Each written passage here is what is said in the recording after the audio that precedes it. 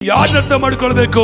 ನಿನಗಾಗಿ ಆಶೀರ್ವಾದ ಕೊಡುವಂತ, ನಿನಗಾಗಿ ಅದ್ಭುತ ಮಾಡುವಂತ, ನಿನಗಾಗಿ ಬಿಡುಗಡೆ ಕೊಡುವಂತ ಯೇಸುವನ್ನ ಅರ್ಥ ಮಾಡಿಕೊಂಡ್ರೆ ಎಲ್ಲವನ್ನು ಕರ್ತನು ಕೊಡಲು ಶಕ್ತನಾಗಿದ್ದಾನೆ.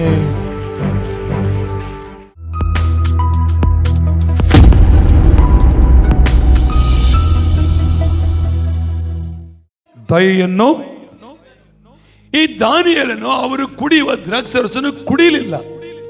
ಈ ದಾನಿಯೇಲನು ಅವರು ತಿನ್ನುವ ಆಹಾರವನ್ನ ತಿಂದು ಊಟ ಮಾಡಲಿಲ್ಲ. ಕಾರಣ ಏನು ಗೊತ್ತಾ? ಎಲ್ಲರೂ ಕುಡಿಬಹುದು, ಎಲ್ಲರೂ ತಿನ್ಬಹುದು ಅಂತ ಅಲ್ಲಿ ಸ್ವೇಚ್ಛೆ ಇದೆ, ರಾಜಾಜ್ಞೆ ಆಗಿದೆ. ಏನ್ ಊಟ ಬೇಕೋ ಊಟ ತಿನ್ನಿ, ಏನ್ ಕುಡಿಬೇಕನ್ಸುತ್ತೆ ಕುಡಿ, ಎಲ್ಲರೂ ಸ್ವೇಚ್ಛೆ ಇದೆ. ಆ ದಾನಿಯೇಲ ಮಾತ್ರ ಅದು ಹೇಳ್ತಾನೆ ಅಧ್ಯಕ್ಷನೇ ನನ್ನ ಕ್ಷಮಿಸು, ನಾನು ರಾಜನು ಕುಡಿಯುವ ದ್ರಾಕ್ಷಾರಸವನ್ನಾಗಲಿ ಅವರು ತಿನ್ನುವ ಆಹಾರವನ್ನಾಗಲಿ ತಿಂದು ನನ್ನನ್ನ ಏನ್ ಮಾಡಿಕೊಳ್ಳುವುದಿಲ್ಲ, ಅಶುದ್ಧನ್ ಮಾಡಿಕೊಳ್ಳುವುದಿಲ್ಲ ಎಂಬುದಾಗಿ ಹೇಳಿದನು. ಕಾರಣ ಆ ದಾನಿಯೇಲನು ಆ ಮಾತು ಯಾಕೆ ಹೇಳಕ್ಕೆ, ಹೆಂಗೆ ಆ ಮಾತು ಹೇಳಕ್ ಸಾಧ್ಯ? ಏನು?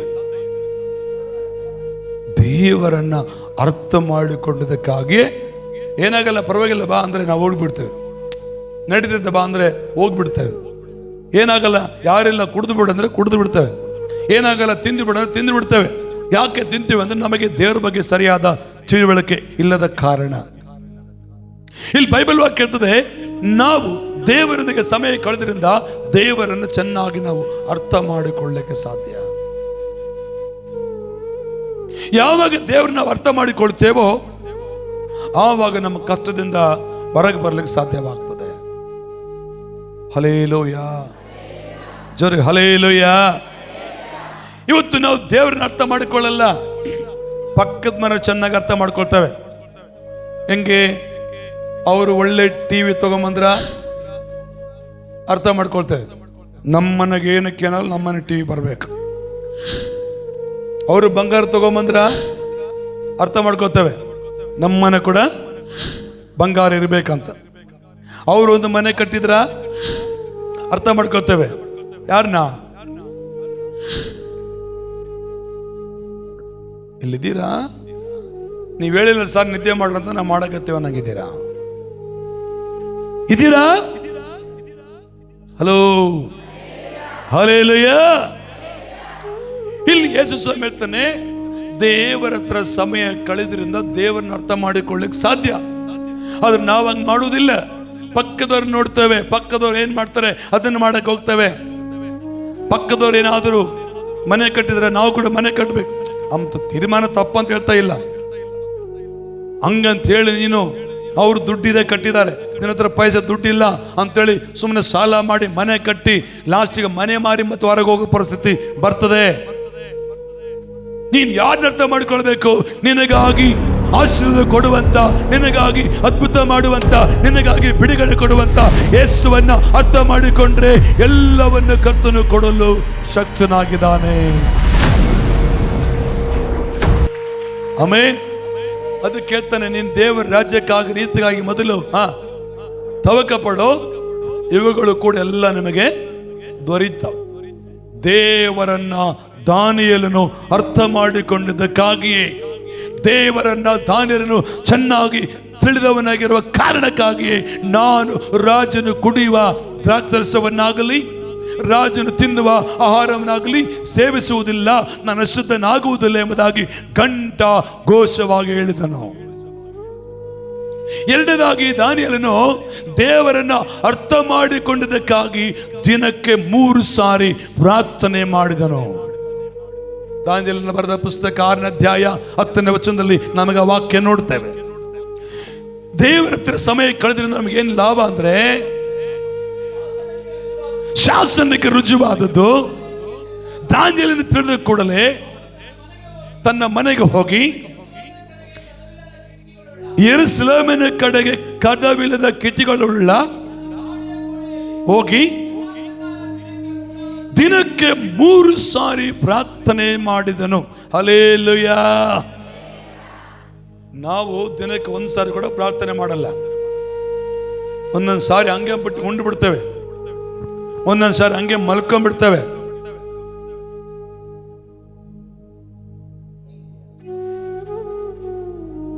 Hallelujah, hallelujah.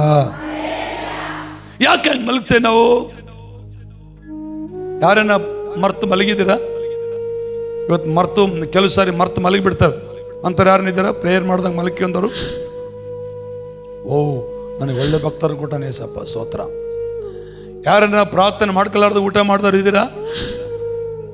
ವಾವ್, ಎಲ್ಲರೂ ಉಂಡು ಎಲ್ಲರೂ ಪ್ರೇಯರ್ ಮಾಡ್ಕೊಂಡು ಊಟ ಮಾಡ್ತೀರ, ಸ್ತೋತ್ರ. ಯಾರನ್ನ ಪ್ರಾರ್ಥನೆ ಮಾಡ್ಕೊಳ್ಳಾರ್ದಂಗೆ ಕೆಲ್ಸಕ್ಕೆ ಹೋಗೋದವ್ರು ಇದ್ದೀರಾ? ಪ್ರಾರ್ಥನೆ ಮಾಡ್ಕೊಳ್ಳಾರ್ದಂಗೆ ಕೆಲ್ಸಕ್ಕೆ ಹೋದವ್ರು ಇದ್ದೀರಾ ಹೊರಗಡೆ? ಅಂದ್ರೆ ಎಲ್ಲರೂ ಪ್ರೇಯರ್ ಮಾಡ್ಕೊಂಡು ಹೋಗ್ತೀರ ಅಂತ ನೀವೆಲ್ಲ ದೇವ್ರು ಚೆನ್ನಾಗಿ ಅರ್ಥ ಮಾಡ್ಕೊಂಡಿರೋದು ಗೊತ್ತಾಯ್ತು ನನಗೀಗ. ನೀವು ಚೆನ್ನಾಗಿ ದೇವ್ರನ್ನ ಅರ್ಥ ಮಾಡ್ಕೊಂಡಿದ್ದಾರೆ ಎಲ್ಲ ರಾಂಪುರ ಇರ್ತಿತ್ತು, ರಾಂಪುರ ಇಡೀ ರಾಂಪುರ ಇಲ್ಲಿ ಇರ್ತಿತ್ತು. ನಿಮ್ಮ ಗಂಡ, ನಿಮ್ಮ ಮಕ್ಕಳು, ನಿಮ್ಮ ಮೊಮ್ಮಕ್ಕಳು ಇಲ್ಲಿ ಇರ್ತಿದ್ರ. ನೀನು ಒಬ್ಬಳೆ ಕುಂತು ಯಾಕೆ? ಏನ್ ಸಾರ್ ಎಂತ ಮಾತಂದ್ಬಿಟ್ಟೆ ನೀನು? ಹಲ್ಲೆಲೂಯಾ. ದಾನಿಯೇಲ ದೇವರನ್ನ ಅರ್ಥ ಮಾಡಿಕೊಂಡಿದ್ದನು. ದಾನಿಯೇಲ ದೇವರ ಹತ್ರ ಸಮಯ ಕಳೆದಿದ್ದಕ್ಕಾಗಿ ದೇವರನ್ನ ಅರ್ಥ ಮಾಡಿಕೊಂಡ. ಅವನು ಅಶುದ್ಧನಾಗಲಿಲ್ಲ. ನಂಬರ್ 2, ಅವನೇನ್ ಮಾಡಿದನು? ದಿನಕ್ಕೆ 3 ಸಾರಿ ಪ್ರಾರ್ಥನೆ ಮಾಡಿದನು. ನಂಬರ್ 3, ಮೂರನೇದಾಗ ಏನ್ ಮಾಡಿದನಂದ್ರೆ, ಅಪಾಯ ಬಂದರೂ ಕೂಡ ಅವನು ದಿಗಿಲು ಪಡಲಿಲ್ಲ, ಸೋತು ಹೋಗಲಿಲ್ಲ, ಹಿಂತಿರುಗಿ ಹೋಗಲಿಲ್ಲ. ಅಪಾಯವನ್ನ ದೇವರ ಮುಂದಿಟ್ಟುಕೊಂಡು ಜಯಿಸಿದನ. ಏನು ಅಪಾಯ ಬಂದ ದಾನಿಯೇಲನಿಗೆ? ಸಿಂಹದ ಬಾಯಿಯಲ್ಲಿ, ಸಿಂಹದ ಬೋನಲ್ಲಿ ಹಾಕುವಂತ ಸನ್ನಿವೇಶ ಬಂತು. ಹಿಂತಿರುಗಿ ಹೋದ್ನ? ಏನಾದ್ರೂ ಭಯಪಟ್ನ? ನನ್ನ ಕನ್ನಡ ಅರ್ಥ ಆಗ್ತದ? ಅರ್ಥಮೈತಿಂದ? ಹಲ್ಲೆಲೂಯಾ. ಏನ್ ಬರ್ತಂದ? ಕೇಳಿಸ್ತದ? ದಾನಿಯೇಲನು ಯಾಕೆ ಸೋತು ಹೋಗಲಿಲ್ಲ? ದಾನಿಯೇಲನು ಯಾಕೆ ಕಳವಳ ಪಡಲಿಲ್ಲ? ದಾನಿಯೇಲನು ಯಾಕೆ ಹಿಂದಕ್ಕೆ ಹೋಗಲಿಲ್ಲ ಅಂದ್ರೆ, ದಾನಿಯೇಲನು ದೇವರನ್ನ ಚೆನ್ನಾಗಿ ಅರ್ಥ ಮಾಡಿಕೊಂಡಿದ್ದ ವ್ಯಕ್ತಿಯಾಗಿದ್ದನು. ಆಮೆನ್. ಹೇಳಿ ಹಲ್ಲೆಲೂಯಾ. ದಾನಿಯೇಲನ ಜೀವನ ಚರಿತ್ರೆ ಓದ್ಕೊಂತ ಬರ್ರಿ. ಎಲ್ಲಾದ್ರೂ ದಾನಿಯೇಲ ಅಪನಂಬಿಕೆ ಮಾತು ಆಡಿದಾನ? ಅಪನಂಬಿಕೆ ಮಾತಾಡನ? ಏನ್ ದೇವ್ರೆ ಎಂತ ಕೆಲಸ ಮಾಡ್ಬಿಟ್ಟೆ ಅಂದಾನ? ಬಾಯಿ ಇದ್ರೆ ಹಲ್ಲೆಲೂಯಾ ಹೇಳ್ರಿ. ನೀವು ಜೀವಂತವಾಗಿದ್ರೆ ಸ್ತೋತ್ರ ಹೇಳಿ, ಸ್ತೋತ್ರ ಹೇಳಿ, ಸ್ತೋತ್ರ, ಸ್ತೋತ್ರ, ಸ್ತೋತ್ರ. ಇವಾಗ ಎದ್ದಿರ ಭೂಮಿಯಿಂದ. ಏನ್ ಜೀವ ಸಮೇತ ಆಗಿದ್ರೆ ಗೊತ್ತಿಲ್ಲ. ನಾನು ಯಾಕೆ ಸ್ಟಿಪ್ಪಲ್ ಬಿಡ್ತೀನಿ ಗೊತ್ತಾ? ವಾಕ್ಯ ನಿನ್ನ ಒಳಗಿರ್ಬೇಕು. ದಾನಿಯೇಲ ಯಾವತ್ತಾದ್ರೂ ಏನ್ ದೇವರೇ ಎಂತ ಕಷ್ಟ ಕೊಟ್ಟೆ, ಏನ್ ದೇವರೇ ಎಂತ ಪರಿಸ್ಥಿತಿ ತಗೊಂಬಂದೆ ಅಂತೆಲ್ಲರ ಮಾತಾಡಿದ್ದು ನಿಮಗೆ ರುಚಿ ಇದೆಯಾ? ಇಲ್ಲವಾ? ಅಷ್ಟೇ ಹೇಳಿ. ಗೊತ್ತಿದ್ದವ್ರು ಹೇಳ್ರಿ, ಕೆಲವು ಗೊತ್ತಿಲ್ಲ ಪಾಪ ಸುಮ್ಮನೆ ಇರ್ತಾರೆ. ಗೊತ್ತಿದ್ದರು ಕೂಡ ಮಾತಾಡಿದ್ರೆ ಮತ್ತೇನು? ಜೋರಾಗಿ ಹೇಳಿ. ಇಲ್ಲ, ಅದು ಹೇಳ್ರಿ. ಯಾಕೆ?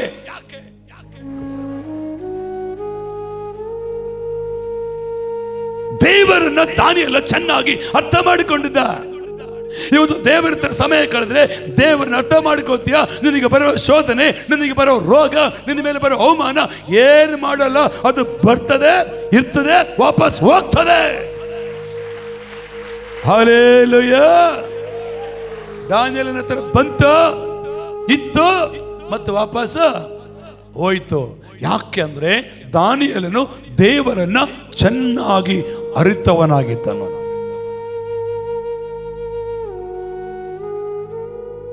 ದೇವರ ಹತ್ರ ಸಮಯ ಕಳೆಯುವುದರಿಂದ ದೇವರನ್ನ ಅರ್ಥ ಮಾಡಿಕೊಳ್ಳುತ್ತೇವೆ.